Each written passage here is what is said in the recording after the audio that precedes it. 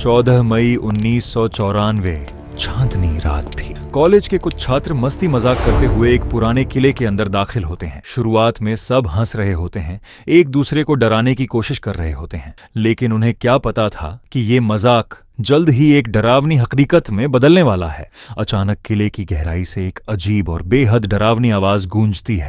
घबराते हुए विकास पूछता है, ये आवाज तुम में से किसी ने दी? सारे दोस्त अपने अपने मोबाइल देखने लगते हैं, लेकिन तभी उनके मोबाइल एक साथ अजीब सी आवाज करते हुए बंद हो जाते हैं। पूरा माहौल अचानक सन्नाटे में डूब जाता है और तभी पायल बजने की आवाज आती है। ऐसा लगता है जैसे कोई पायल पहनकर धीरे धीरे चल रहा हो।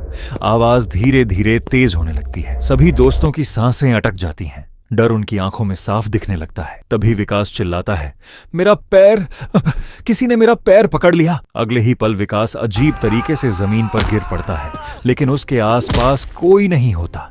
सिर्फ पायल के घुंघरुओं की आवाज लगातार गूंजती रहती है। डर के मारे सारे दोस्त जान बचाकर किले से बाहर भाग जाते हैं। अगली सुबह जब लोग वहां पहुंचे तो जमीन पर पैरों के निशान मिले। वे निशान चलते चलते सीधे एक दीवार के अंदर जाकर गायब हो जाते हैं। ये कहानी है राजस्थान के भांगड़ किले की। दिन में ये किला बिल्कुल आम सा लगता है। टूरिस्ट आते हैं, तस्वीरें खींचते हैं, हंसते बोलते हैं, लेकिन जैसे ही शाम ढलती है भांगड़ धीरे धीरे खामोश होने लगता है। किले के गेट पर एक बोर्ड साफ लिखा हुआ है, सूर्यास्त के बाद प्रवेश वर्जित। लेकिन सवाल ये है, आखिर क्यों? कहा जाता है कि भांगड़ में कभी एक तांत्रिक रहा करता था जो राजकुमारी रत्नावती से एक तरफा प्रेम करता था। उसने जादू के जरिए राजकुमारी को अपना बनाना चाहा, लेकिन राजकुमारी ने उसका जादू पहचान लिया। जब तांत्रिक का प्लान नाकाम हो गया तो मरते मरते उसने इस पूरी जगह को श्राप दे दिया कि यहाँ कभी कोई बस नहीं पाएगा। और उसके बाद धीरे धीरे पूरा भांगड़ उजड़ गया। आज भी कहा जाता है कि रात के वक्त भांगड़ में हंसने, रोने और चलने की आवाजें आती हैं।